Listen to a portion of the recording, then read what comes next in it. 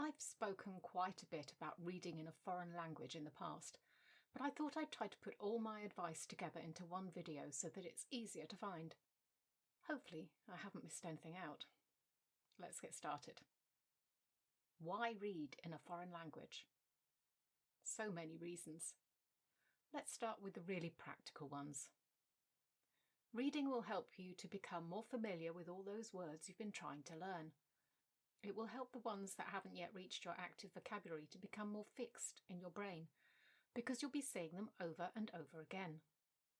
I recently managed to fix a word which isn't that common in this way in Italian. That was un bersaglio, which is a target. How useful this word is to me is another matter, but it's there now. Linked to that is improvement in your understanding of grammar. You will be reading a ton of sentences, actual real sentences created by someone who has used the language all their life. I'll expand on that later. Rather than what can only be termed false sentences made up by an app. At the stage I'm now at with reading in Italian and a little in French and Spanish, that noticing grammar is just a part of the journey. I understand something fine, but it isn't written how I would have expected, because it's natural or said in a chatty or colloquial way. But even if you're not at that stage, just seeing all those sentences with correct construction will sit there in your brain, quietly sinking in, until you need it. It will supercharge your understanding of the language, because you're being forced to make sense of a story, or a topic, to get the whole picture. Different from your app learning, where you see one sentence at a time, you will see all sorts of phrases in context that you might never have encountered before, but are used every day by people in the country or countries where the language is spoken. You may not be able to produce these yourself in the future, but if someone else says them, you'll likely know what they mean. And all this is done at your own pace, rather than trying to make sense of someone who is speaking straight off. And of course, you'll also get an insight into the culture or cultures of the people who speak this language, by the way they phrase things, the references, and a whole host of other bits and pieces in the text. Plus, reading is fun. Imagine getting lost in a story that's about a country you've not yet visited. What could be better? But I don't like reading. I know there will be some people who think they hate reading, but that could be because they simply haven't yet found the genre of book they really enjoy reading yet. When I was younger, I didn't read a lot of books. I didn't really have a favourite type of book.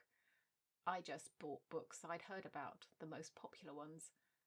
It wasn't until much later in my life that I started reading fantasy and science fiction. I don't know why I hadn't done that earlier, because those were my favourite types of shows on television, but I didn't.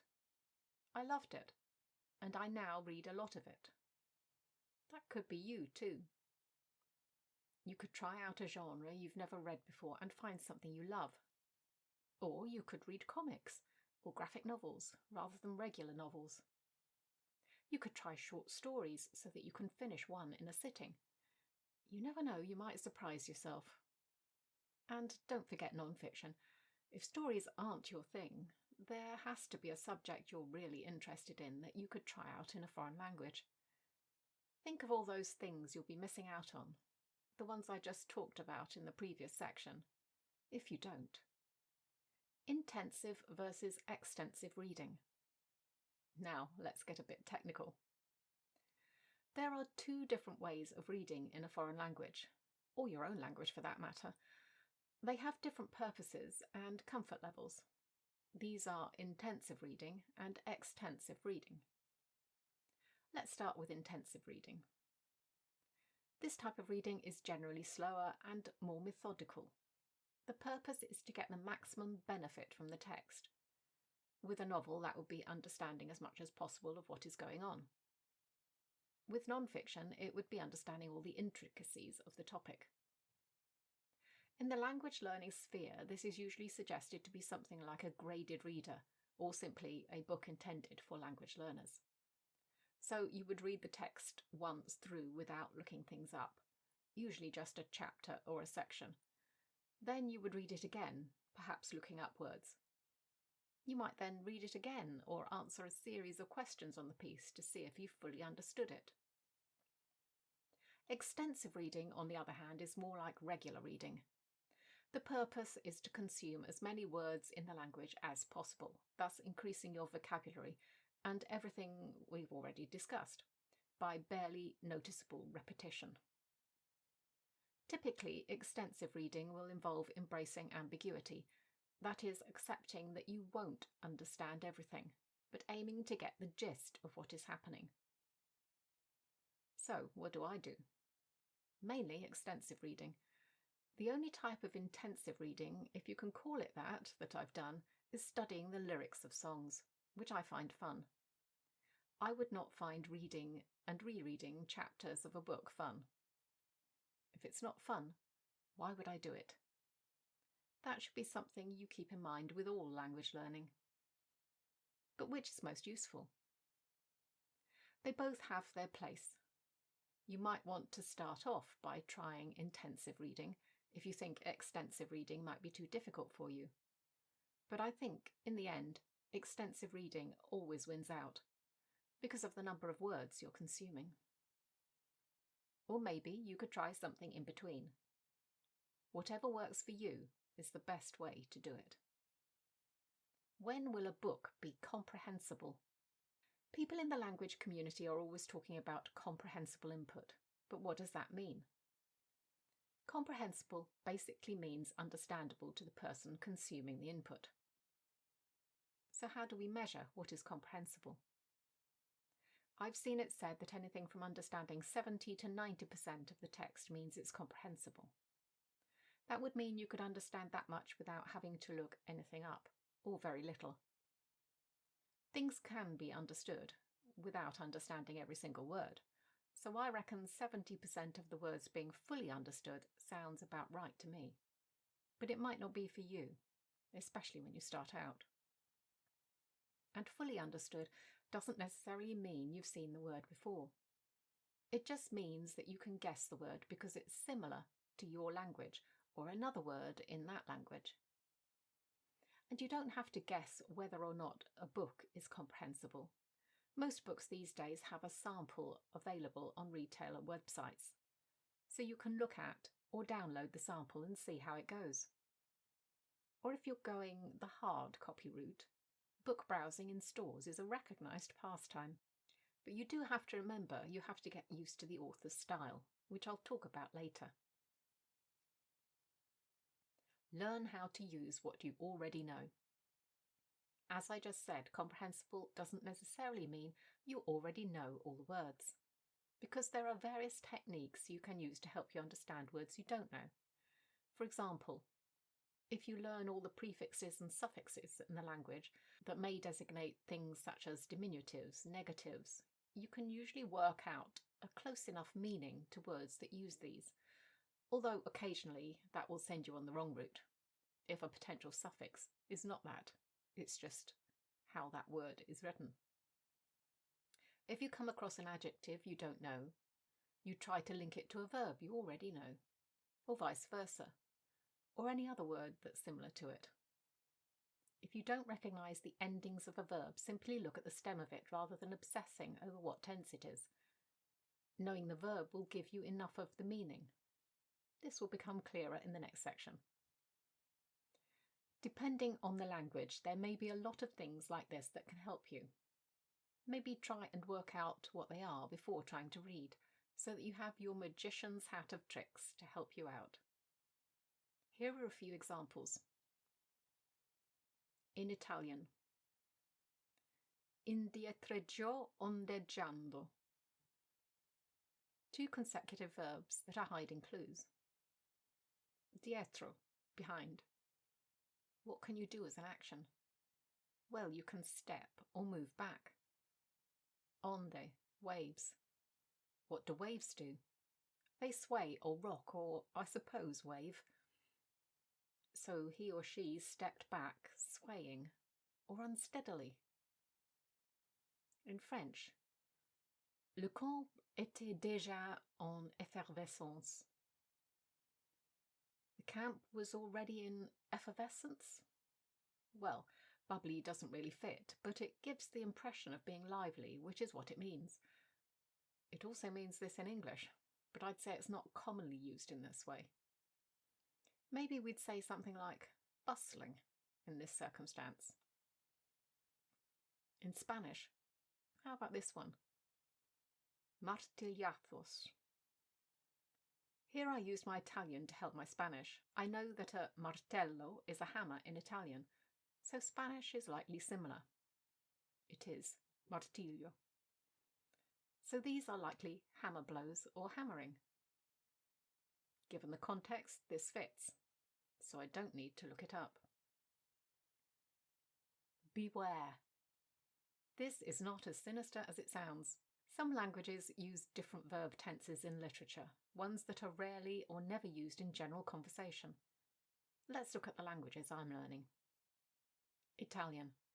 You will have learnt what people refer to as standard Italian, the Italian that's on all of the courses and in all the grammar books. That means you will largely have used the passato prossimo for the past tense. A lot of Italian literature, but not all, uses the passato remoto, which you probably haven't studied to the same extent, but might recognise because it is used in some areas of Italy. So, as I said previously, don't obsess over the tense. Just recognise what verb it is and move on. Some books don't use this tense. They use simply the passato prossimo.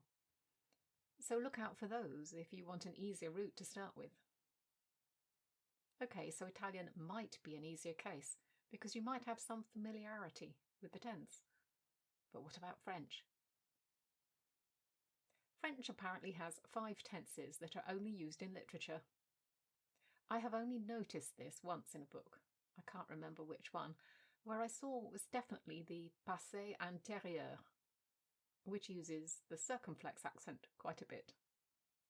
That book probably used all the other tenses, but they were so recognisable in form that they passed me by.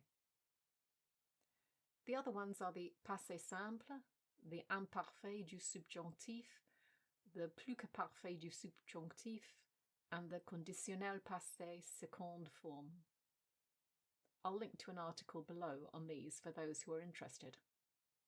Once again, seeing the passé antérieur was a little off-putting to start, but I got used to it, and the verb stems were easy to see.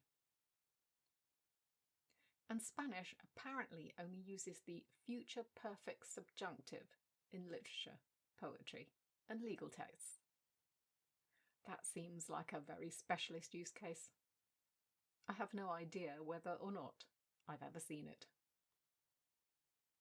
So this is not a thing to worry about, but just something to be aware of.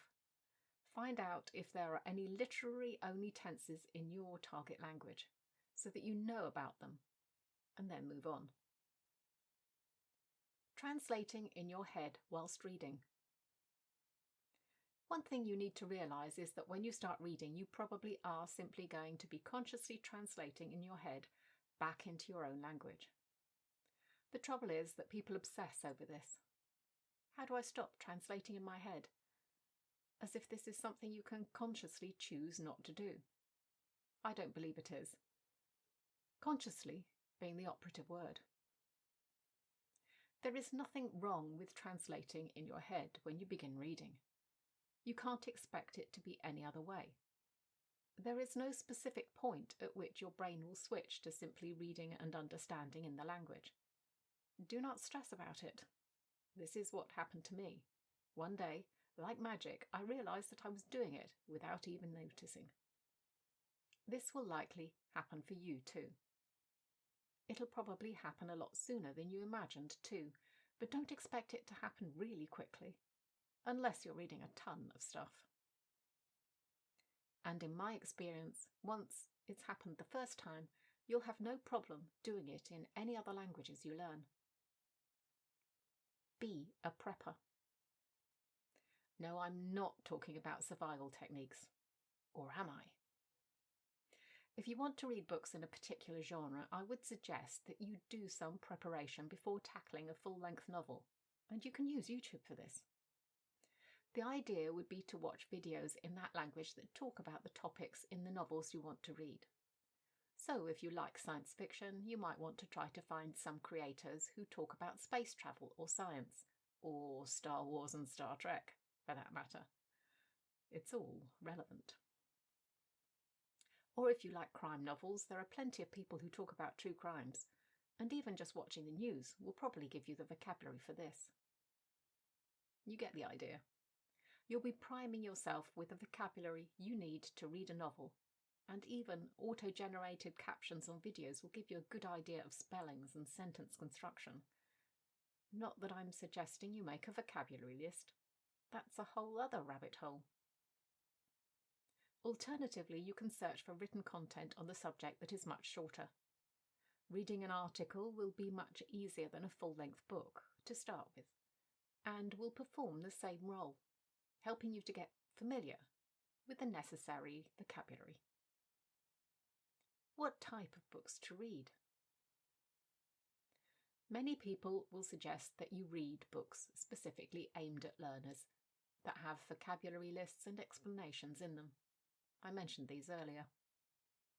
I did try one of these books when I first tried reading in Italian, and it was boring as hell.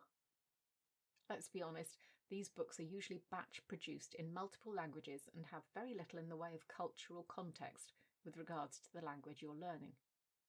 Most were probably originally written in English and translated. Honestly, the language in the book I was reading was like talking to a kid. In my opinion, a kid's book written from scratch in the language by someone who has spoken that language all their life would be much better. And that is where I usually start now. I don't mean with a book that's meant for 5-year-olds, although you could do that, but more books that are aimed at middle grade, which is kind of 8 to early teens. The language will be simpler and the stories will be simpler, enabling you to ease yourself into the reading. And the books will usually be a lot shorter, giving you a sense of achievement much sooner than a full-length adult novel. So the idea would be to gradually work your way up, choosing more and more difficult books until you're reading the same kind of book you would read in your own language. Of course, you can go the language learner books route if you want, but do graduate to books written from scratch in the language as soon as you can. Classics or contemporary? Should you read literary classics in the language you're learning or more contemporary books? Unless you really love classics and hate contemporary books, I would advise you to read classics sparingly. Literary classics, by their very nature of being old, use old-fashioned language. This will be difficult for you to understand. These authors didn't write how authors write today, how people speak today. They used different words. The language was generally a lot more formal. You'll know this from reading classics in your own language. Another language will be no different. This language isn't going to be terribly useful for your everyday conversations. That isn't to say you should never read classics, but I think you should leave these kinds of books until you have a high level of fluency in the language and you can determine what you need to remember and what you can discount in terms of language and expression. Much better, I think, is to read books by contemporary writers who are writing using the language of our time and who are writing about things that might be experienced by people living now.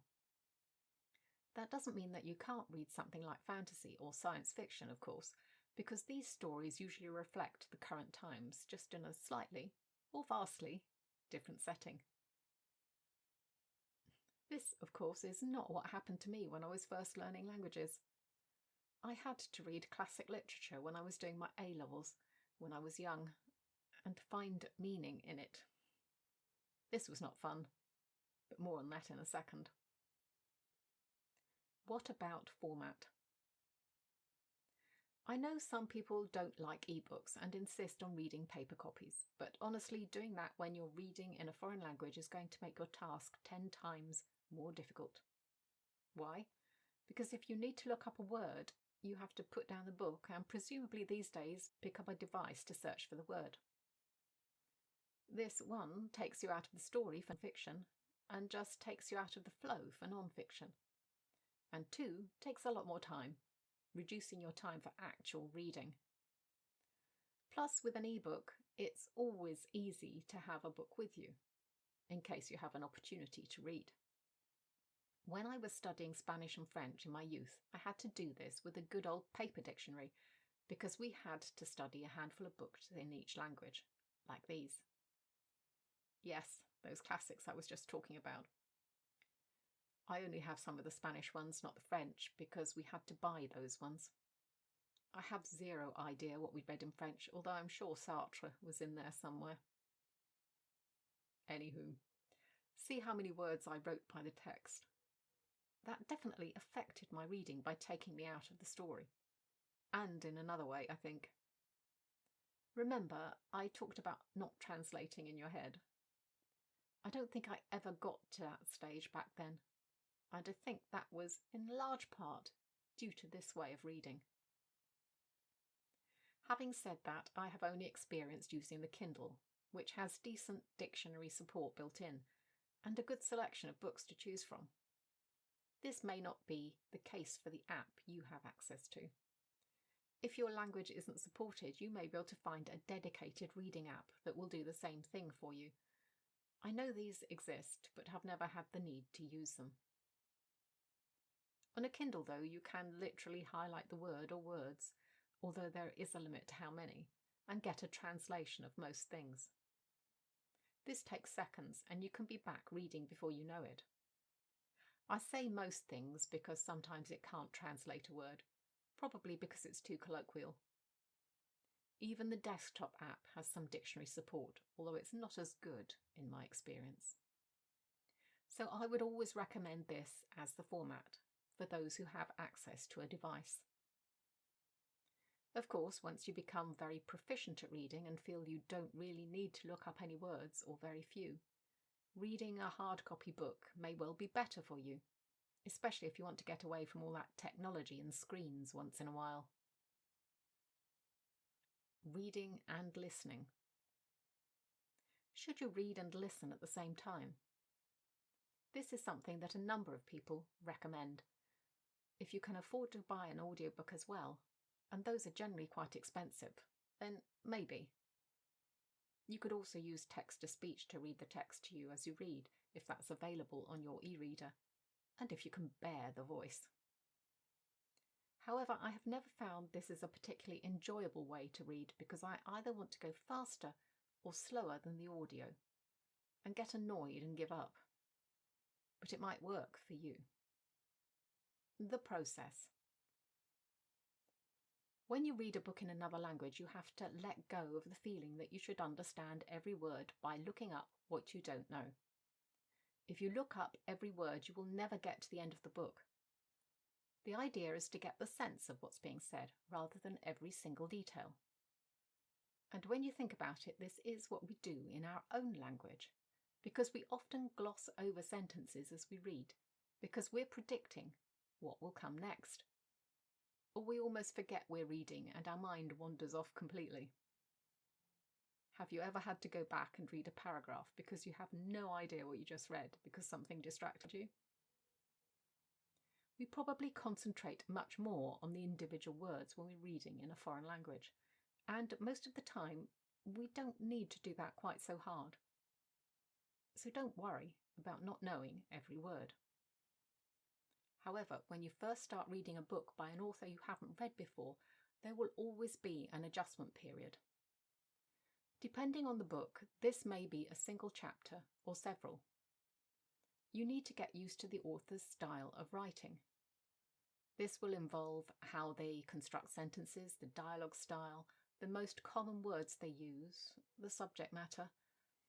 All of these things will make that adjustment period more difficult and slower. During this period, you will need to look up more words than you will as you get further on into the book. But the vocabulary will become familiar quite quickly. You'll know that a particular word was some kind of tree, even if you can't remember which one, for example. which rarely matters. Seriously, it doesn't. Once you are through the adjustment period, you should make an effort not to look up so many words unless you really can't work out what's happening in a particular scene. These days, I rarely need to look up words in Italian for comprehension, but I do highlight lots of interesting phrases I find. I look up a bit more in French and Spanish, but I didn't start reading in those languages till much later than Italian. What about audiobooks on their own? I have dabbled in listening to audiobooks without any text to follow in Italian, and a little in French. This isn't something I do regularly because it's really difficult, but I did come up with some tips if you want to try it out for yourself. First, you could listen to an audiobook you've either read in your own language or already read in your target language. This will make the process easier because you have some idea of what is coming and could ease you into audiobook listening. But for books you don't know, always listen to the audiobook sample. Most retailers, libraries and other audiobook services give you the opportunity to listen to a short sample of the book before purchasing or downloading. Why do this? Because you may not get along with the narrator's voice. What is good narration is very subjective. You may have problems with the enunciation, the way different characters are voiced, or you may just find the accent grating. None of these things will make for an enjoyable listening experience. If you don't like the narrator's voice, you probably shouldn't get that audiobook. Use headphones to listen to your audiobook. This will stop outside distractions affecting your comprehension. It will ensure that you can hear the narration clearly. They really make a big difference when listening to any language content. I can listen to a podcast, for example, without headphones and not understand nearly as much as I do when I have headphones on. Trust me, it's worth it. When you start listening, don't expect to understand what you're hearing straight away. Audiobooks are generally spoken more slowly than natural spoken language. This is so that the narration is clear to those listening, and you can always speed it up. But even slow narration is probably going to sound ridiculously fast in a foreign language when you begin. So instead of speeding things up, use the controls to slow things down. This shouldn't distort the voice if you're using a retailer, streaming service or library app. Once you get used to the voice, you should be able to gradually speed things up to a more normal level, even if not up to true one-time speed. Somewhere around 0.7 times speed works for me when I start listening. Another benefit of slowing things down is to get used to the language that the author uses and their writing voice. I said this about reading regular books earlier. But you do need to get used to the author's style over those first few chapters before being able to really get into a book. But once you get used to those things, you can, once again, speed things up. Next, accept that you will understand even less than when reading. If you don't understand something, there's usually a jump back of 5 or 10 seconds you can use if you think it's important. But if you can bear it, try letting things pass. If you get to the end of the chapter and feel you have no idea what happened, then go back and listen to the whole chapter again, with a dictionary on hand in case you need to look something up. Of course, looking things up will be more difficult for an audiobook because you have to determine how the word is spelled, which may or may not be obvious. Sometimes I listen to things with Google Translate open on my laptop and type in what I think I heard. I find this works quite well because I can just create a little list in case the word comes up again. Is listening to an audiobook more difficult than general listening? Well, it depends what you're talking about. But for things like podcasts and such, yes, I'd say audiobooks are more difficult. This is because it isn't real life that's being described in an audiobook. In a story, you often cannot predict what might come next, not in the same way as listening to an interview or a newscast, which will also have pauses and thinking time. those things tend to follow patterns. Books don't necessarily do this and can be really full on as a listening experience. The first time you listen to an audiobook, you might be completely overwhelmed and give it up as a bad job. But as with all aspects of language learning, eventually things will slot into place, and listening to a story will become a lot easier. Of course, if you listen to non-fiction, it could be a lot easier straight away, especially if the book covers a topic that you are very familiar with. So if you enjoy non-fiction, maybe try that first. You'll get tired. One final thing you need to understand is that reading in a foreign language uses a lot of those brain cells you have, and that means that you're going to get tired quite quickly to start with. Actually, this probably won't ever go away completely. It'll just take longer to happen. At the beginning, don't try reading for half an hour at a time, unless you're finding it really easy. Start off with something like 10 minutes and build the time up from there. If you push on too far, you'll get frustrated because your poor old tired brain cells won't want to cooperate, and understanding will go out the window. Reading is one of my favourite things to do in a foreign language. I really hope that will be the same for you. So don't delay. Get searching for your first book to read. I have playlists for Italian, French and Spanish books I've read that you can check out first.